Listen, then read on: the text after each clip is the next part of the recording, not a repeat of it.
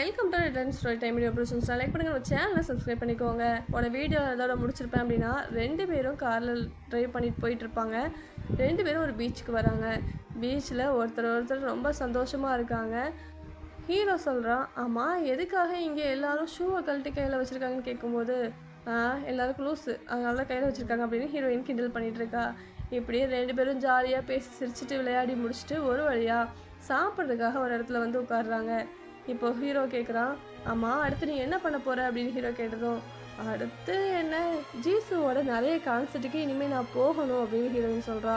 உடனே ஹீரோ முறைச்சிக்கிட்டு, ஏய் லைஃப்பில் உருப்படியாக அடுத்து என்ன பண்ண போகிறேன்னு கேட்டேன் அப்படின்னு ஹீரோ சொன்னதும், அடுத்து என்ன பண்ணணும், எனக்கு கார் ஓட்டி பழகணும்னு ஆசையாக இருக்கு, அதனால் நான் கார் ஓட்டி பழக போகிறேன் அப்படின்னு ஹீரோயின் சொல்கிறா.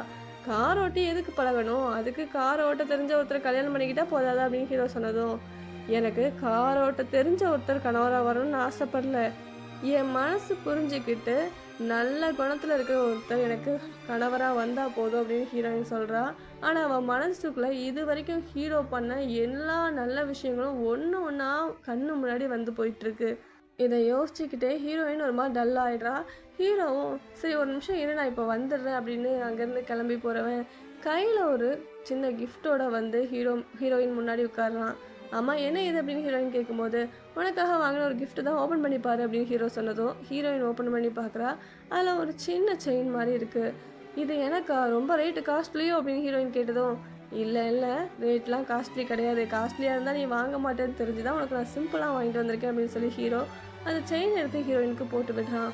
இப்போ 2 பேருமே பேசிட்டு அங்கேருந்து வெளியே கிளம்பி வர்றாங்க. அவங்களோட டேட்டும் நல்லபடியாக இன்றைக்கி முடியுது. ஹீரோ கார்கிட்ட வந்து நிற்கும்போது, ஆமாம் இன்றைக்கி நைட்டு நம்ம இங்கேயே ஸ்டே பண்ணிட்டு போகலாமா அப்படின்னு கேட்குறான். என்ன, இன்றைக்கி நம்ம பிரேக்கப் பண்ணணும், ஆனால் நீங்கள் என்னென்னா ஸ்டே பண்ணலாமான்னு கேட்குறீங்க, ரொம்ப கெட்ட பையனாக இருப்பீங்க போலையே அப்படின்னு ஹீரோயின் சொல்லும்போது, நீ சரின்னு மட்டும் சொல்லிப்பாரு, நான் எவ்வளோ கெட்ட பையன் உனக்கு நல்லா தெரியும் அப்படின்னு ஹீரோ சொல்கிறான். எல்லாம் தான் ஆசை தான் அப்படின்னு சொல்லிட்டு ஹீரோயின் ஓகேன்னு சொல்ல வரா. ஆனால் அதுக்குள்ளே ஹீரோவுக்கு ஒரு கால் வந்தது. அதனால் ஹீரோயின் சொன்ன ஓகே ஹீரோ காதில் விழவே இல்லை. ஃபோன் காலில் மேனேஜர் தான் பேசுகிறாரு. இந்த மாதிரி தாத்தாவுக்கு ரொம்ப உடம்பு சரியில்லை, ஹாஸ்பிட்டலில் அட்மிட் பண்ணியிருக்கோம் அப்படின்னு சொல்கிறாரு. இதை கேட்டுட்டு ஹீரோ ஃபோனை வச்சுட்டு, இவர் மறுபடியும் நாடகம் ஆட ஆரம்பிச்சிட்டாரா, இன்றைக்கி நம்ம கான்ட்ராக்ட் முடியுதுன்னு அவருக்கு நல்லாவே தெரியும், அதனால் வேணும்னே அவர் நடிக்க ஆரம்பிச்சிட்டாரு அப்படின்னு ஹீரோ சொல்கிறான். எது நடிக்கிறாங்களா, யாராவது உடம்பு சரியில்லைன்னு நடிப்பாங்களா, நடிப்போ இல்லை ஒரிஜினலோ, இது நீங்கள் இப்போ பேச வேண்டிய விஷயம் கிடையாது, நீங்கள் எதுவாக இருந்தாலும் நேரில் போய் தான் பார்க்கணும், வாங்க உடனே கிளம்பலாம் அப்படின்னு ஹீரோயின் சொல்கிறா. சரி நான் உன்னை வீட்டில் கொண்டு ட்ராப் பண்ணிட்டு போகிறேன் அப்படின்னு ஹீரோயோட வீட்டில் கொண்டு போய் ஹீரோ ட்ராப் பண்ணுறான். இப்போ 2 பேருக்குமே என்ன பேசணும்னு தெரில. ஒருத்தர் ஃபேஸை பார்த்துட்டு எதுவும் சொல்ல முடியாமல் ரொம்ப அமைதியாக நிற்கிறாங்க. ஹீரோயினே ஸ்டார்ட் பண்ணுறா. ரொம்ப தேங்க்ஸ், என்னோடய வாழ்க்கையில் வந்ததுக்கு ரொம்ப தேங்க்ஸ். ஏன்னா அந்த ஜீசுவோட வாழ்க்கையும் ஒரு நல்ல லெவலுக்கு போயிடுச்சு, நிறைய ஆர்ஃபனேஜுக்கு ஹெல்ப் பண்ணியிருக்கீங்க, என்னோடய ஸ்கூலுக்கு ஹெல்ப் பண்ணியிருக்கீங்க, எல்லாத்துக்கும் ரொம்ப தேங்க்ஸ் அப்படின்னு ஹீரோயின் சொல்கிறா. இது மட்டும்தான் நீ சொல்ல நினைக்கிறியா அப்படின்னு ஹீரோ கேட்டதும், ஆமாம் இதை மட்டும்தானே நான் சொல்ல முடியும், வேறு எதுவும் நான் சொல்ல முடிகிற நிலமையில இல்லையே அப்படின்னு ஹீரோயின் சொல்கிறா. ஏன் அப்போ நீ என் மேலே லவ்வில் விழவே இல்லைன்னு சொல்கிறியா அப்படின்னு ஹீரோ கேட்டதும், ஆ ஆமாம் விழுந்தாலும் நான் உங்ககிட்ட சொல்ல முடியாதுல்ல, நம்ம 2 பேரும் லவ்வில் விழக்கூடாது அப்படின்னு கான்ட்ராக்டில் மென்ஷன் பண்ணியிருக்கோம்ல அப்படின்னு ஹீரோயின் சொல்கிறா.